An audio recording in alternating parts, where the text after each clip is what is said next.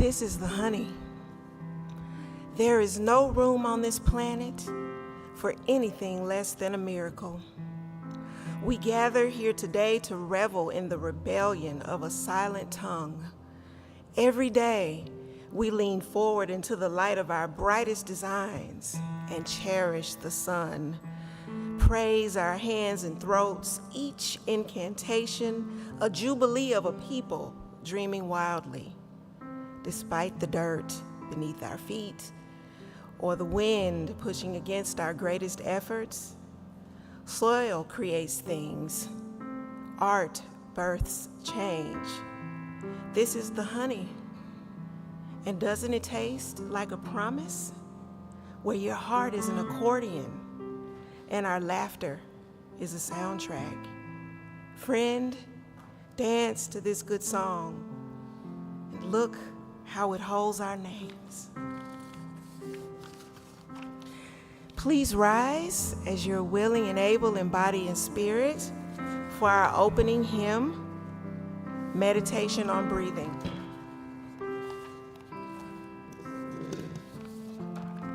Good morning. Can you hear me? Okay. Okay, good. Couldn't hear myself. If anyone is new to this congregation or visiting us, this particular hymn is a favorite, and it's got 3 different parts. If you don't know it, no problem. Pick whatever one you like. So just wanted to let you know. Breathe in, I breathe in peace. When I breathe out,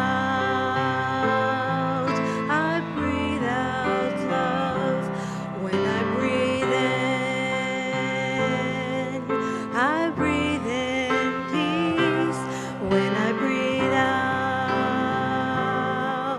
I breathe out love. When I breathe in, I breathe in peace. When I breathe out, I breathe out love. When I breathe in, I breathe in peace. When I breathe out, I breathe out love. When I breathe in, I breathe in peace. When I breathe out, I breathe out love. When I breathe in, I breathe in peace. When I breathe out, I breathe out love.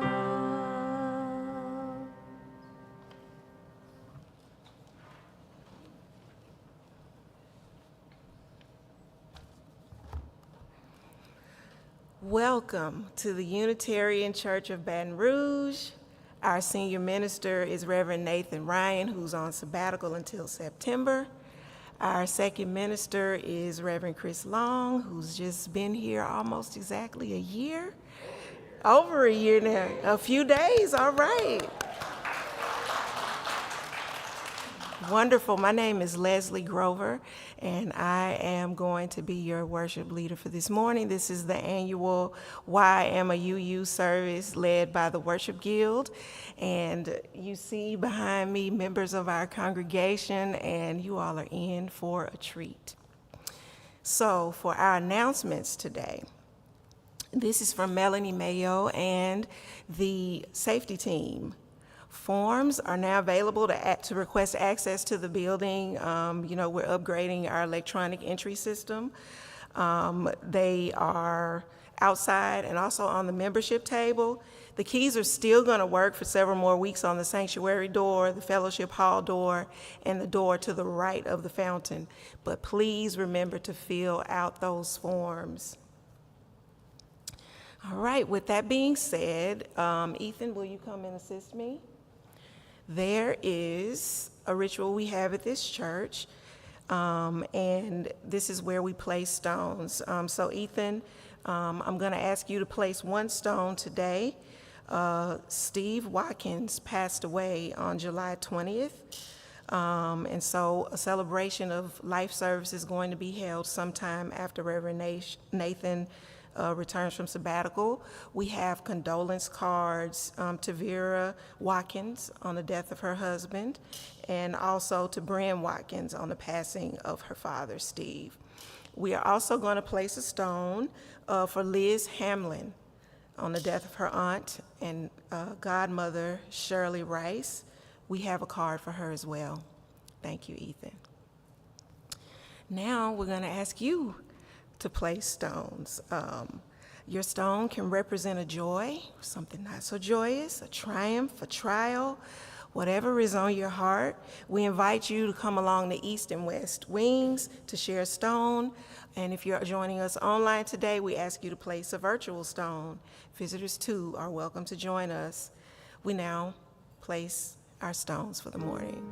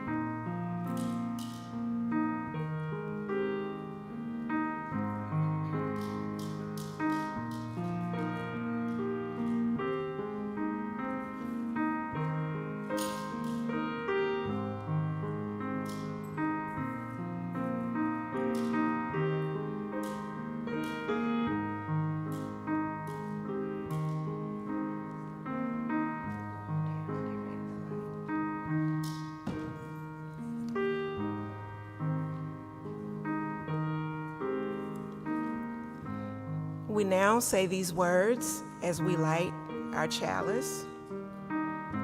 With hope to make this a better world, we light this flame. Its light is a symbol of power of love.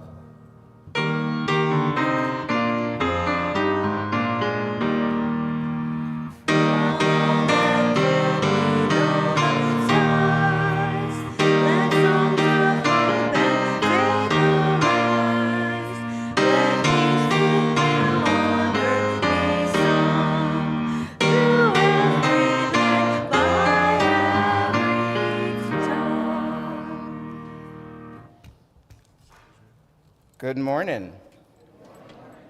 Every month, this congregation, with intention and humility, shares one half of its offering for the month with a local organization that is extending our mission and current vision into the community. For some of you who may not know who I am, I'm Reverend Chris Long. I'm one of the ministers here. This month, our collected offering will be shared with Vote. As I've mentioned the last few weeks, we are building our relationship with Vote, which is voice of the people. We're building that relationship through our work with our social justice team's commitment to the right to vote and more fair election processes, not based on political parties, but on our values of equity and justice for all.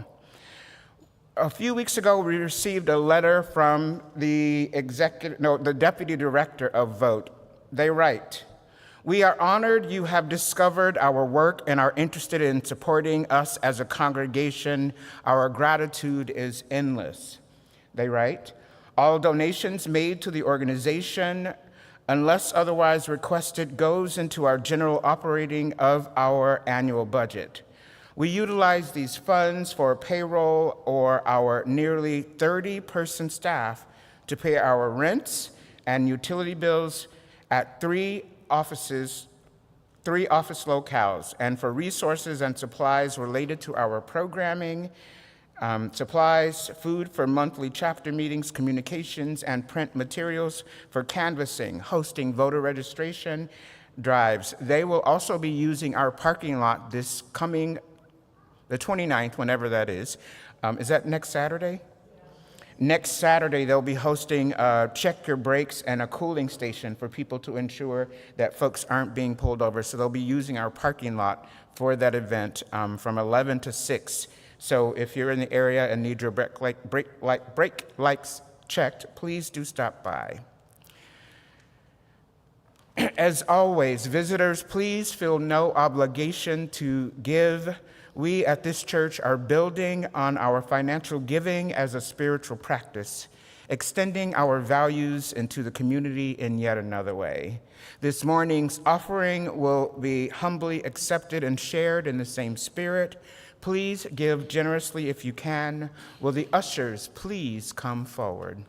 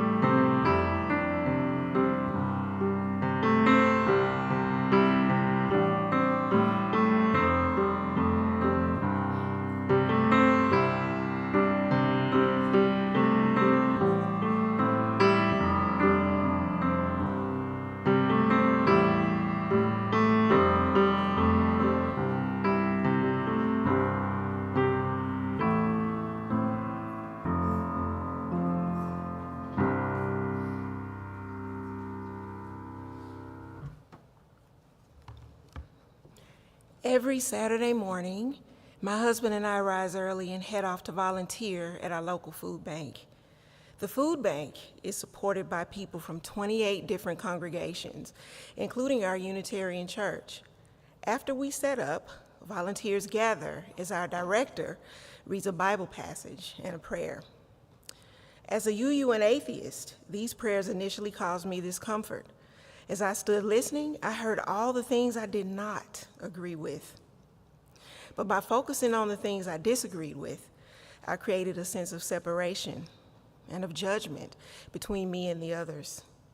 Over 2 years, as my relationship with the other volunteers and the mission of the outreach has deepened, there's been a change with my relationship to these prayers. Now during the prayer, I hear the sentiments I agree with rather than those I disagree with. The prayer suggests we're called to do this work because God directs our life and calls us to do it. But as an atheist, I feel called to do this work because of my belief that with every act and choice I make, I can create a better world.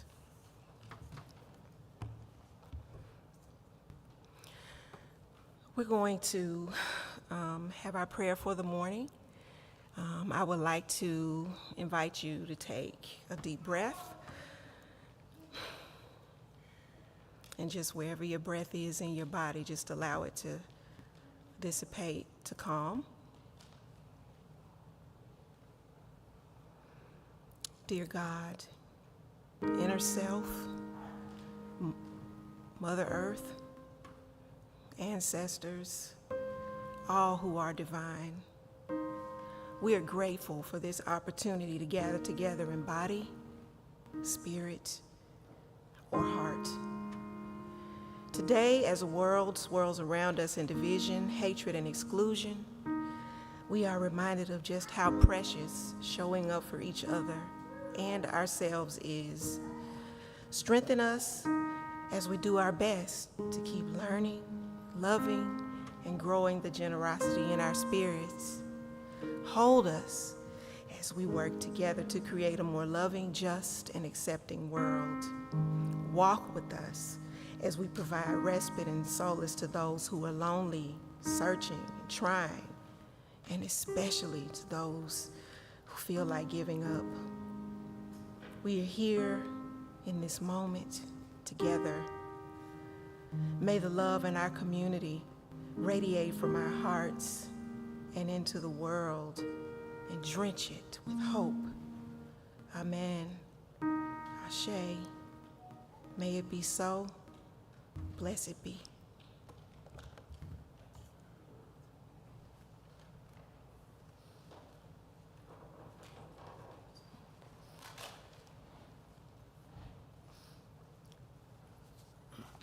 Good morning. Great. Started out right. I'm a marine scientist and a professor at Louisiana State University, and I'm going to share my journey through UUism with you. I was asked to begin with how long have I been here, which is difficult to pinpoint because I think I was born a Unitarian Universalist. Yeah. Woo. Can I get an amen?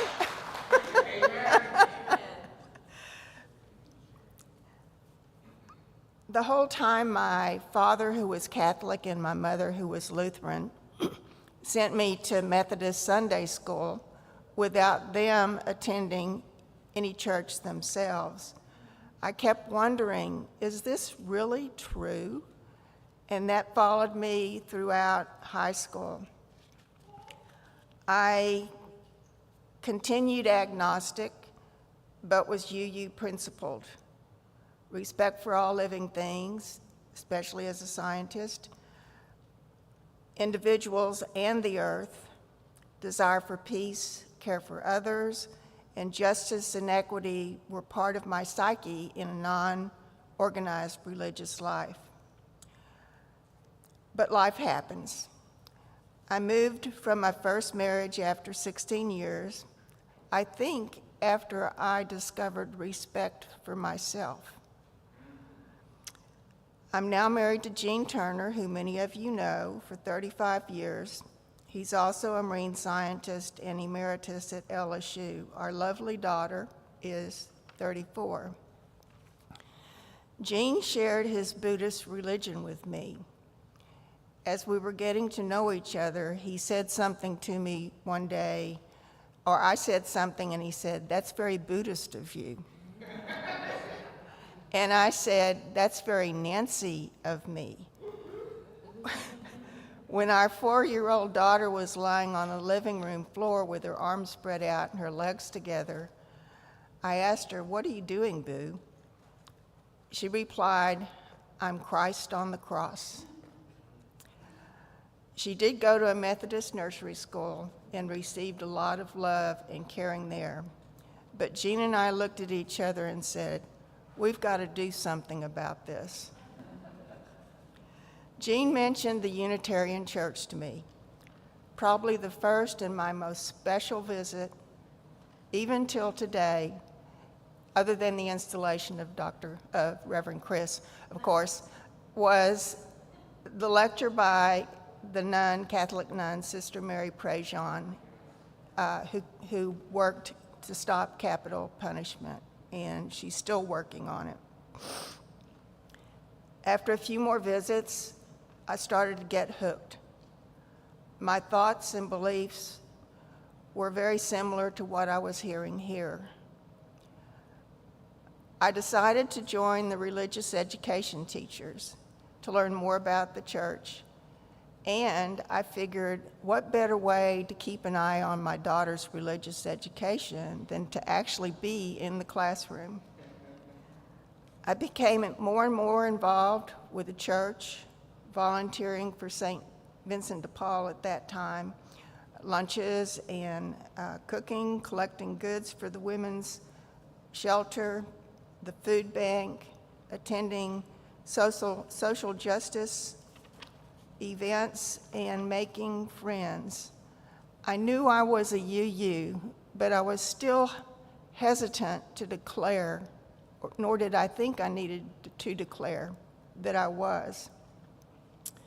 The church and the congregation, not just the members that I knew personally, from early on, became more and more of my life. I was more intricately involved and got through some life crises within this church. I eventually joined. I can't remember exactly when, but continued my commitment to the church the general beliefs, particularly the principles, my service, my generosity, and my being open to UUism.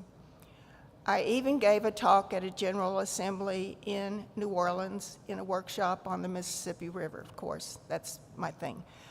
I don't quite remember when I joined, but I think I've been a member for about 25 years. If anybody's trying to keep up with the math on this, good luck.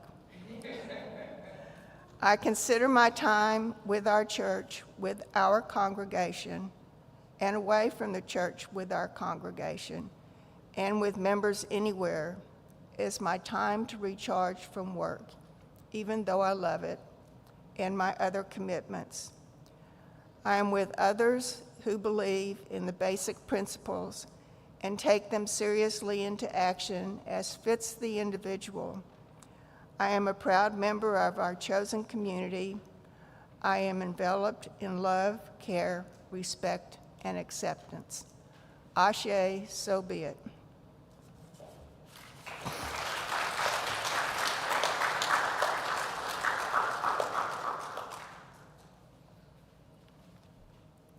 Good morning. I get to come with my own words today, so that's exciting. My name is Kenova Smith Henderson, and I have been with the Unitarian Church of Baton Rouge since 2018, and a member since 2022. I came to Baton Rouge as a UU from the Unitarian Universalist Fellowship of Bay County, so all in all, I've been with a UU since about 2009.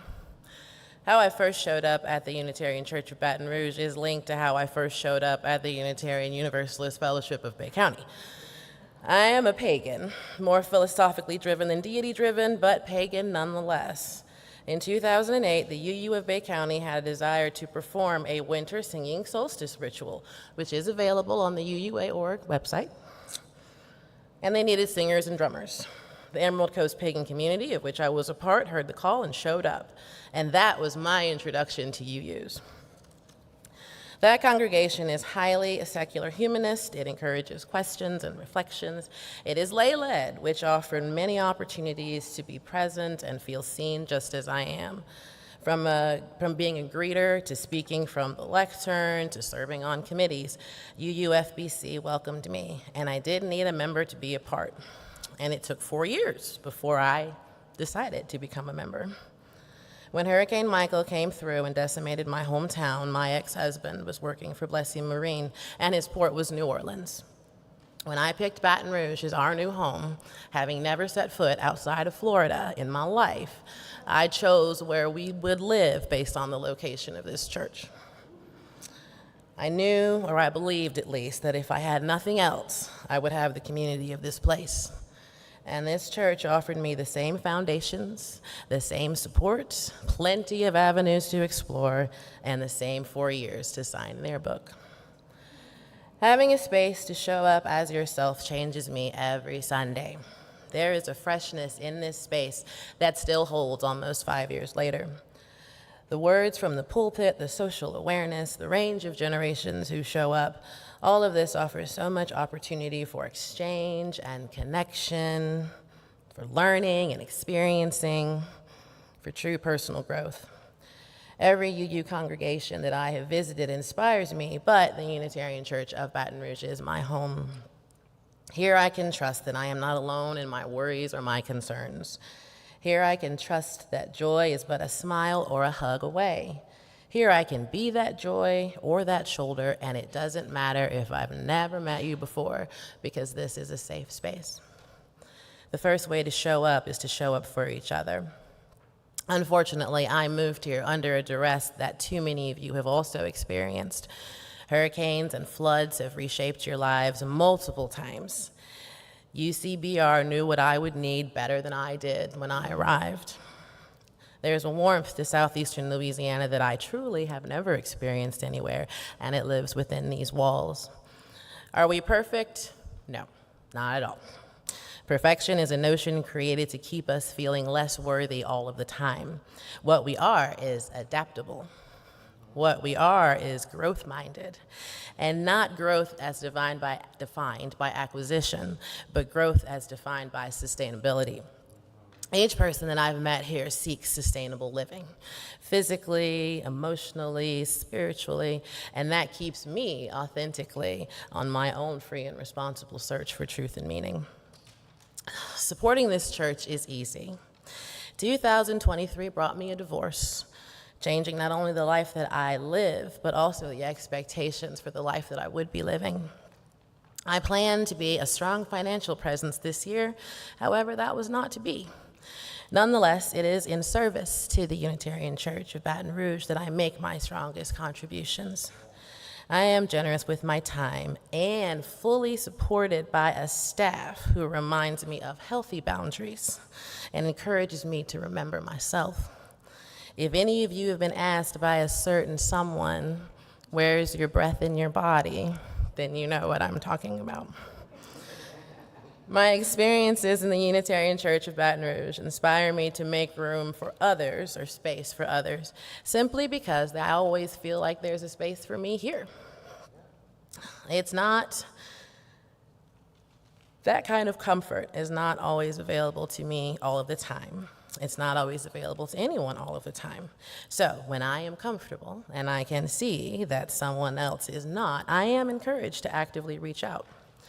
Making room for others isn't always easy, especially when it's someone who is obviously not making room for you.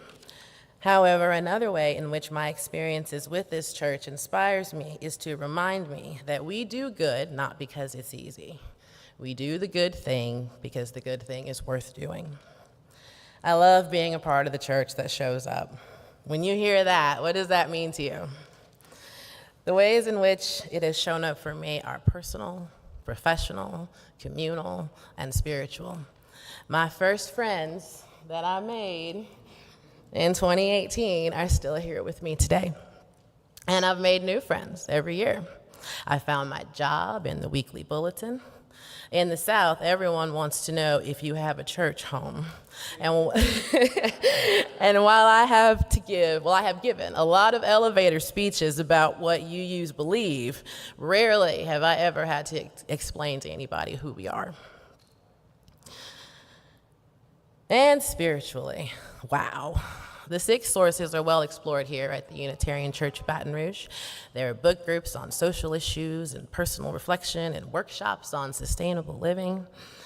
Small groups meet for a variety of things, from yoga to grounds maintenance. And in the last year, our pagan community has been coming together with the 6 Source Sharing Circle. If you have a passion or just a curiosity, there is probably a group for you, or an opportunity to bring something new and valuable to us. If I were to give any sort of advice to our congregation, it would be for each of you to learn who and what you are. I would also say, learn who and what you were. You cannot move forward without deep reflection on the past. The Unitarian Church of Baton Rouge will go where we do. So what do you want that to look like? And what parts are you willing to play to make that happen? Unitarian Universalism is truly a living tradition. It is always reevaluating and reassessing itself, and so it is with its congregations. However, to be in covenant means to continually return to the table. Our table is already pretty large, but seats can always be added. So in closing, I encourage each of you to claim your seats. Thank you.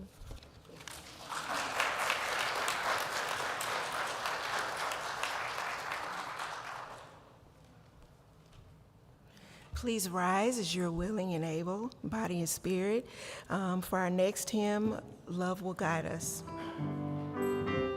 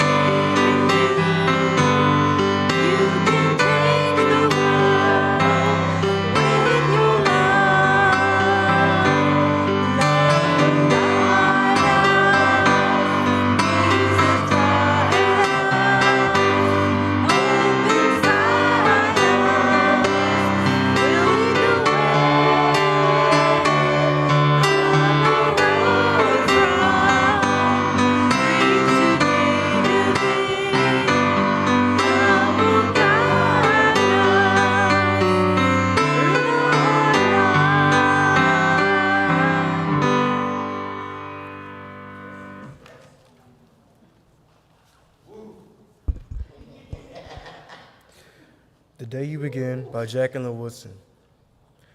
Today's lesson is from Jacqueline Woodson's The Day You Begin. There will be times you walk into a room and no one is there quite like you. Maybe it will be your skin, your clothes, or the curl of your hair. There will be times when the words don't come. Your own voice, once big, now smaller, when the teacher asks, "What did you do last summer?" Tell the class your story. "We went to France," Chala says. "These shells come from a beach in Maine. A boy named Jonathan holds out a jar filled with tiny shells so fragile they look like they'll turn to dust in your own untraveled hands." There will be times when the climbing bars are too high, the run is too fast and far, the game is one that you can never really play. I don't want him on our team. You can watch. Maybe you can have a turn later. There will be times when the world feels like a place that you're standing all the way outside of, and all that stands beside you is your own brave self, steady as steel and ready, even though you don't yet know what you're ready for. There will be times when you walk into a room and no one there is quite like you until the day you begin to share your stories. And all at once, in the room where no one is quite like you, the world opens itself up a little wider to make some space for you, where every new friend has something a little like you and something else so fabulously not quite like you at all.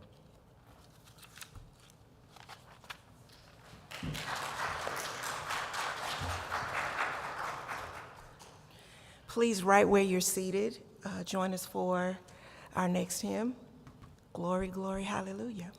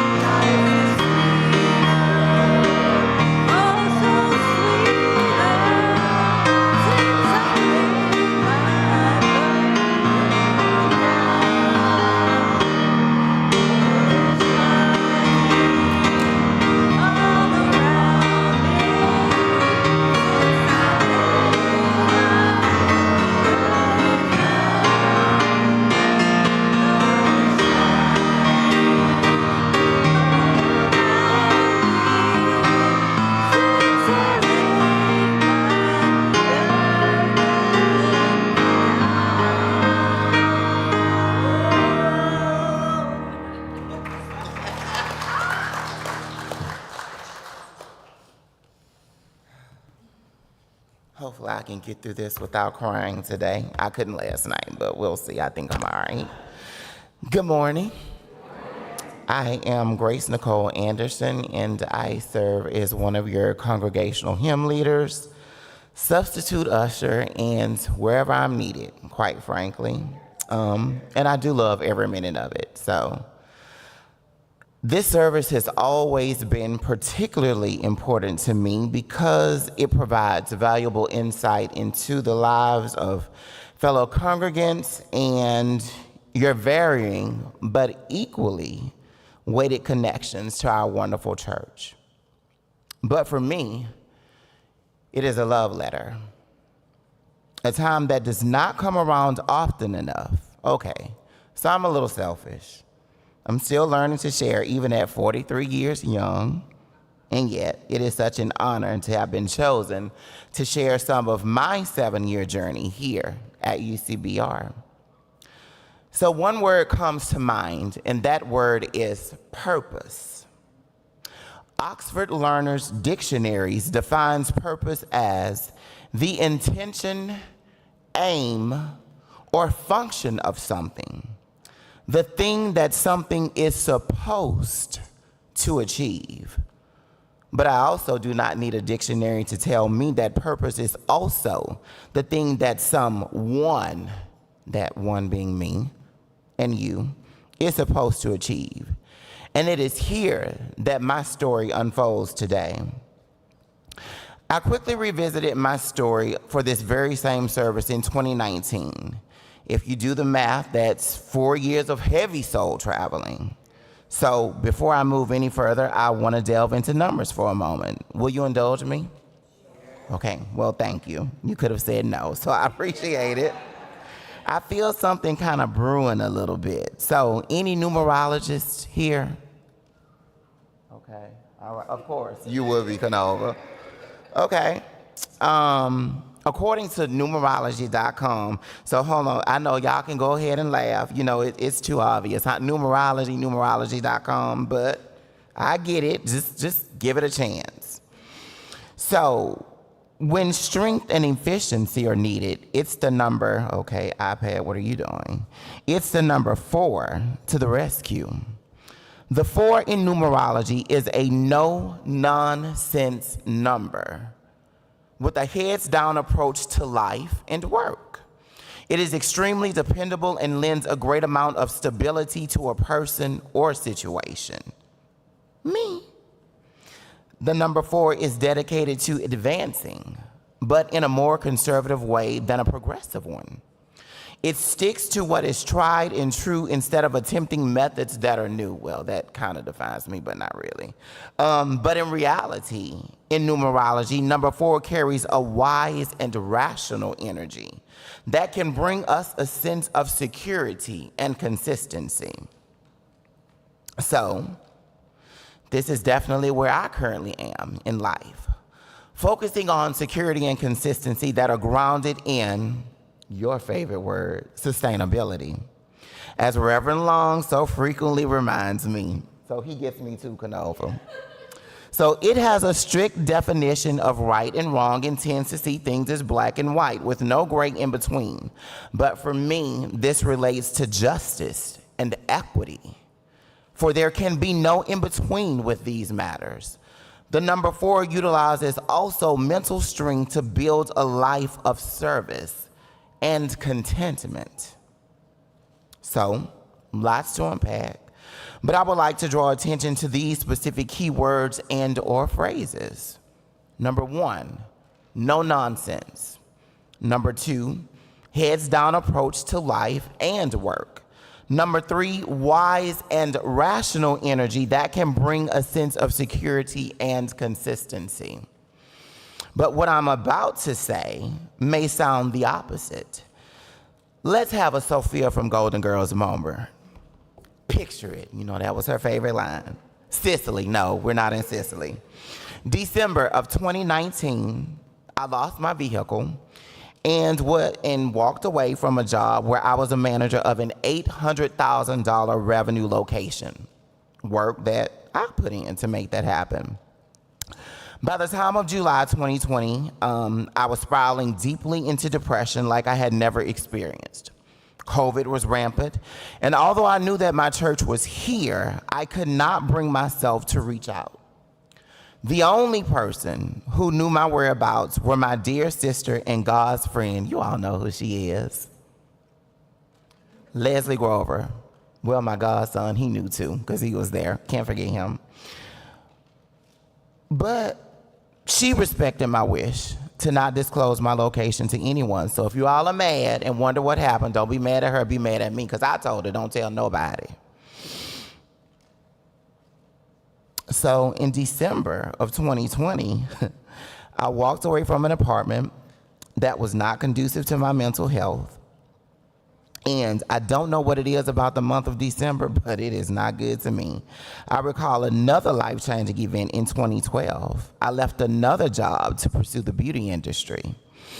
A testy little bugger, huh? Y'all better not play with Mrs. December. When I left Goodwill, I left broken as hell. My self-esteem and confidence had been shaken to the core. I then believed that I was incapable of leading amidst another host of self-negatives. So here's that dang number 7 again, numerologist. So in August of 2022, which was last year, it was the first time that I was back at UCBR following COVID, sang in the gospel choir and heard the Sankofa sermon. I had unintentionally left my church behind. Hell, I had even forgotten me. So I reached back to redeem you, her, and the goddess in me. And UCBR, you made that possible. So you have been my third day, the day when my broken dreams and hopes that were dead have resurrected. For the world to bear witness, not in arrogance to say, oh, look at me, but at the power of the glory of the divine, the God and me, and to reflect them back to you, that you may honor your own divinity. This has also been my circle of life, where I have embodied maiden, mother, and crone, where at the appropriate times seeds were fertilized, and I was impregnated again with the gifts of dreams and creativity, that I would literally find my voice, that I would not only begin to speak on behalf of myself, but countless others, that I would move beyond my transness into my blackness and find too that it is welcomed, needed even, giving birth to artistry and song. Now understanding that makeup and music are mediums through which I make this often dark, dank, and depressing world a better place. And that has all began in this church. Also seeing those who mirror me in leadership being allowed to take the mantle as necessary in this very critical race work. It is necessary. But a moment of hard honesty, if I may. The semi-dark side of the moon is that I realize racial injustice and privilege still permeate even this sacred space. That oftentimes, though intentions are well, the mark is highly missed. But the bright side of the sun is that has not been my experience with Reverend Nathan. I see his vision for this church clearly, that here is a place for all, a respite from injustices, from the lies of learned hatred, from complacency, and the lie that I have often told myself, the lie that I am unable to participate in the Black Joy Collective because I do not know enough of my history or have the experience. A lie, but okay, if it is the truth, then Grace Nicole Anderson, learn and glean from the experiences necessary. Purchase a book. Seek counsel among those who have lived it. For to do nothing is doing something. Promoting and allowing the very injustices I despise to thrive. And the lies continue. That I am unable to be an example to the LGBTQIA plus youth of this church. A tackhead lie, as a matter of fact. When they need to know that being LGBTQIA plus does not relegate you to a life of poverty. That you are whole. That I am one of you and that I am thriving. Ultimate truth. Life is a journey. We do not get there all at once. And oh, UCBR, I am journeying through you and with you. So I'm reminded of a movie, Beautiful Creatures, where the heroine states, it ain't all black and it ain't all white, meaning there must be a balance where all needs, but especially the needs of us living in, on, around, and about the margins are invited to the table when life-altering conversations that shape our very futures are in session. Yes. And I think you just might be ready to invite me. Thank you.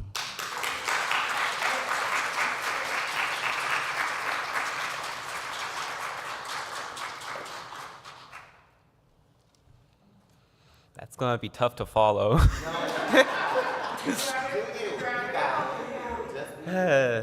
Hello and good morning. My name, if you don't know it already, is Orion Rumneck. I'm not technically new to this church, but it feels as though I may as well be.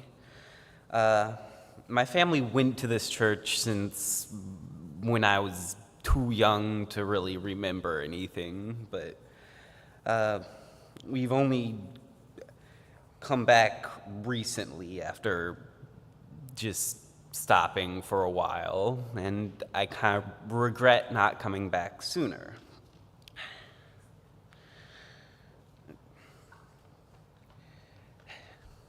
As an atheist, I always thought I had to distance myself from spirituality and things like that because I thought it conflicted with my beliefs. However, showing up to this church changed the way I view spirituality and atheism. It truly has made me feel more connected to the world and everything in general. It has made me feel more connected to myself. And it really is amazing to have a place like this, a place that accepts every part of me. My atheism, my queerness, even my ADHD. I mean, how many churches out there do you think have whiteboards and headphones and all kinds of stuff like that, you know? I mean,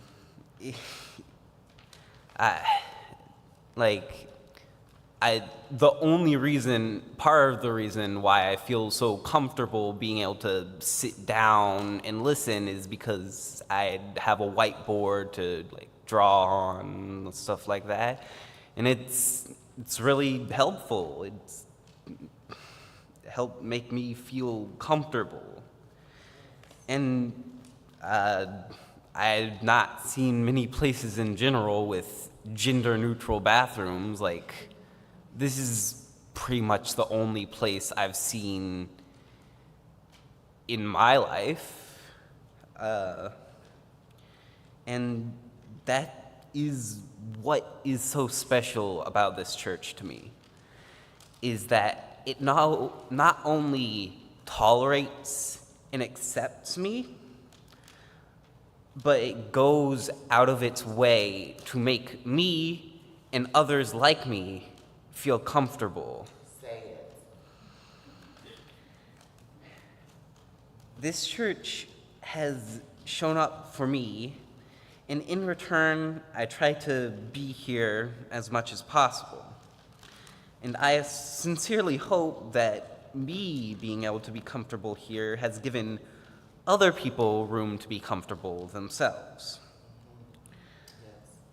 Finally, I want to say that while this place has helped me and continues to be a place I go for comfort and safety, I hope to see more places like this in the future, because we deserve more places like this, more places to be safe and comfortable and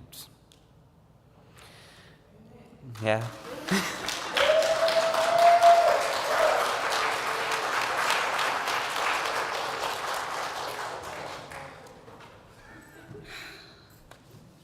Please rise for our closing hymn. This little light of mine.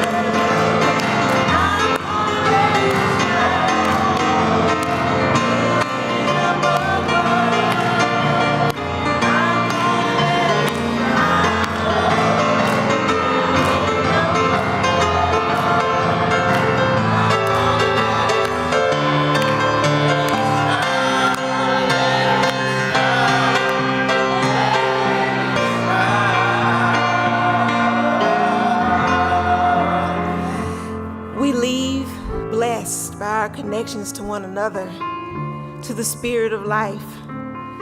Walk lightly, that you see the life that is below your feet.